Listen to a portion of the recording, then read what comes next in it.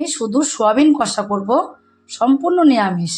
শুধু সোয়াবিন কষাটা আজকে আমি কিভাবে করব সেটাই তোমরা প্রথম থেকে শেষ পর্যন্ত পুরো ভিডিওটাকে দেখতে থাকো। আজকে সম্পূর্ণ নিরামিষ শুধু সোয়াবিন কষাটা কিভাবে আজকে আমি রান্না করব। আমি গ্যাসে একটা কড়াই বসিয়ে দিয়েছি, কিছুটা জল দিয়ে দেবো। জলটাকে একটু ফুটিয়ে নেব।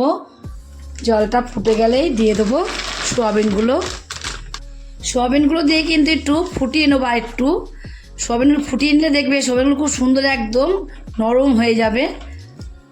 তার জন্য আমি একটু গরম জলে ফুটিয়ে নিই। অনেকে কি করে গরম জলে না ফুটিয়ে গরম জলে ভিজিয়ে রেখে দেয়, সেটাও তোমরা ভিজিয়ে রেখে দিতে পারো। সেটা একটু টাইম লাগবে, সেটা ভিজিয়ে রাখলেও হবে, টাইম লাগবে। আর গরম জলে ফুটিয়ে নিলে তাড়াতাড়ি হয়ে যাবে।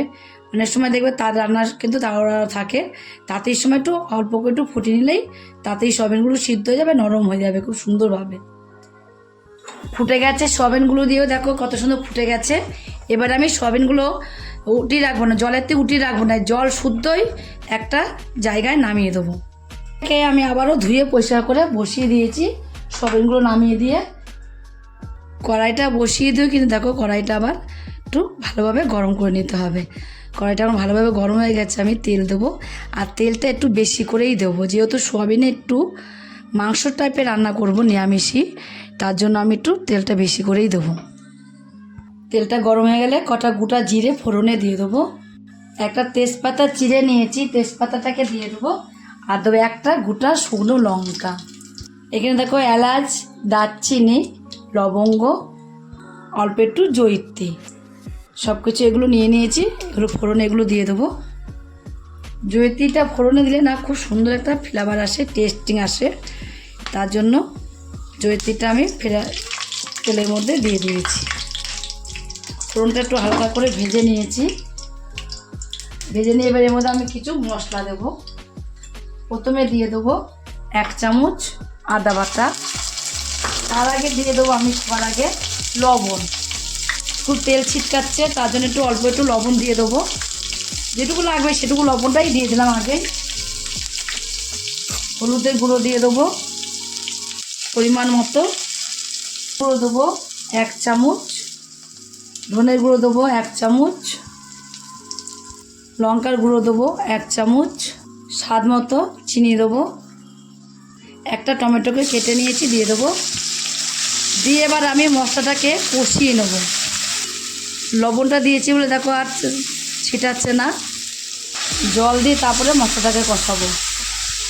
মশলাটাকে কষালে খুব সুন্দরভাবে মশলাটা কষে যায়, আর পুড়েও যাবে না, পুরা গন্ধও বেরোবে না। তাই অল্প একটু জল দিয়ে সবসময়ের জন্য মশলাটা কষানোর চেষ্টা করবে। যত সময় তোমার তেল না ছাড়বে তত সময় কিন্তু আমি মশলাটাকে কষিয়ে নেবো। আমি টমেটোটাকে পরে দিয়েছি, তোমরা যদি মনে করো আগে দেবো আগেও দিতে পারো। আবার যদি মনে করো যে টমেটোটাকেও মশলার সাথে পেস্ট করে নেবো, সেটাও কিন্তু তোমরা পেস্ট করে নিতে পারো। লঙ্কা গুঁড়ো দিয়েছি আর 2টো কাঁচা লঙ্কা আমি চিড়ে দিয়ে দেবো। তোমরা যে যেরকম ঝাল খাবে সেরকম ঝালটা এর মধ্যে দিয়ে দেবে। দেখো আস্তে আস্তে কিন্তু তেল ছাড়া শুরু হয়ে গেছে। যে এক্সট্রা জলটা দিয়েছিলাম আমি, তো তোমরা দেখলে তেলটা একটু বেশি করে দিয়েছি। যে জলটা দিয়েছি জলটা কিন্তু এখন একদমই শুকিয়ে গেছে। যেটা তোমরা দেখতে পাচ্ছ এটা কিন্তু পুরোটাই তেল। কষানো কিন্তু হয়ে গেছে, তেল যেহেতু বেরিয়ে এসেছে, কষানো একদমই কমপ্লিট হয়ে গেছে। আমি সোয়াবিনগুলো জল শুদ্ধ রেখে দেবো। জল শুদ্ধ রেখে দিয়েছি কিন্তু টুপোয় রয়েছে, না শুকিয়ে যেত। এবার এই সোয়াবিনগুলো আমি জল শুদ্ধ, জলটা দেবো না, জলের থেকে এইভাবে তুলে তুলে সোয়াবিনগুলোকে সব দিয়ে দেবো। জলটাকে ফেলে দেবো। দেখো কতটা জল আছে, জলটাকে ফেলে দেবো। সোয়াবিনগুলোকে সব তুলে তুলে দিয়ে দিয়েছি।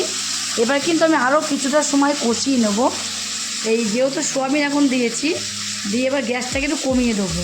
গ্যাসটা কমিয়ে কিন্তু এবার আমি সোয়াবিনগুলো দিয়ে আর মশলাটা দিয়ে একটু কষিয়ে নেবো।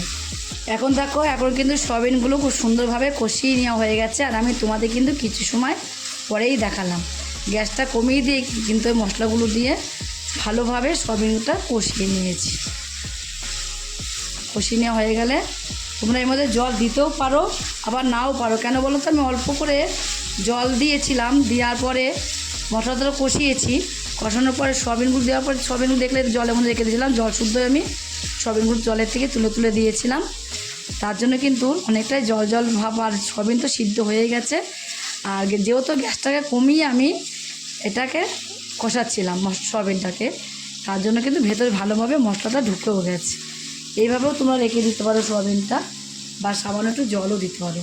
আমি সামান্য একটু জল দেবো, কেন বলো তো সামান্য জল দেবো? এই গ্রেভিটা থাকলে না, এই গ্রেভিটা দিয়েই না তোমরা ভাত রুটি পরোটা খেতে পারবে, তাই একটু গ্রেভি গ্রেভি থাকলে বেশি ভালো লাগবে খেতে। তার জন্য আমি অল্প একটু জল দিয়েছি। জল দিয়ে এবার একটুখানি ফুটিয়ে নেবো। এখন কিন্তু আমি এইটুখানি গ্রেভি রাখবো। এই গ্রেভিটুকু না রাখলে কিন্তু ভাতটা তোমাদের খেতে অসুবিধা হবে। ভাত রুটি পরোটা একদম শুকনো শুকনো কিন্তু ভালো লাগে না, তার জন্য আমি একটুখানি গ্রেভি রাখবো। তোমরা কিন্তু গ্রেভিও রাখতে পারো, শুকনো টাইপেরও করতে পারো। আমরা একটু গরম মশলা দেবো, সাইনা যে ছাই গরম মশলা অল্প একটু ছড়িয়ে দেবো। আর দিয়ে দেবো একটুখানি আমি ঘি। নিরামিষ তরকারিতে ঘি গরম মশলা দিলে কিন্তু দেখবে খুবই টেস্টটা বেড়ে যায়, আর খেতে কিন্তু খুবই ভালো লাগে। ঘি গরম মশলাটা দিয়ে একটু মিশিয়ে নেবো। মিশিয়ে এবার কমপ্লিট হয়ে গেল। এবার আমি নামিয়ে দেবো আমার নিরামিষ সয়াবিন কষা, শুধু সয়াবিন কষা। তোমরা কিন্তু একদিনের জন্য হলেও এইভাবে সয়াবিন কষা রান্না করে খেয়ে দেখবে। এই সয়াবিন কষা এইভাবে রান্না করে খেয়ে যদি রেসিপিটা তোমাদের কাছে ভালো লাগে, আর তোমরা যদি ফেসবুক থেকে দেখো ফেসবুকের পেজটি ফলো করে দেবে, যদি ইউটিউব থেকে দেখো ইউটিউবের চ্যানেলটি সাবস্ক্রাইব করে দেবে, পাশে থাকা বেল আইকনটিটা প্রেস করতে ভুলবে না, তাহলে নতুন নতুন রেসিপিগুলো তোমাদের কাছে তাড়াতাড়ি পৌঁছে যাবে। আমার চ্যানেলে নতুন বন্ধু হয়ে থাকো, করনি প্লিজ সাবস্ক্রাইবটা করে দেবে, সবার আগে তোমাদের কাছে নোটিফিকেশন ঢুকে যাবে। ছোট্ট করে লাইক করো, কমেন্ট করো, অনেক অনেক শেয়ার করো। নমস্কার বন্ধুরা, দেখা হবে আবার পরের রেসিপিতে।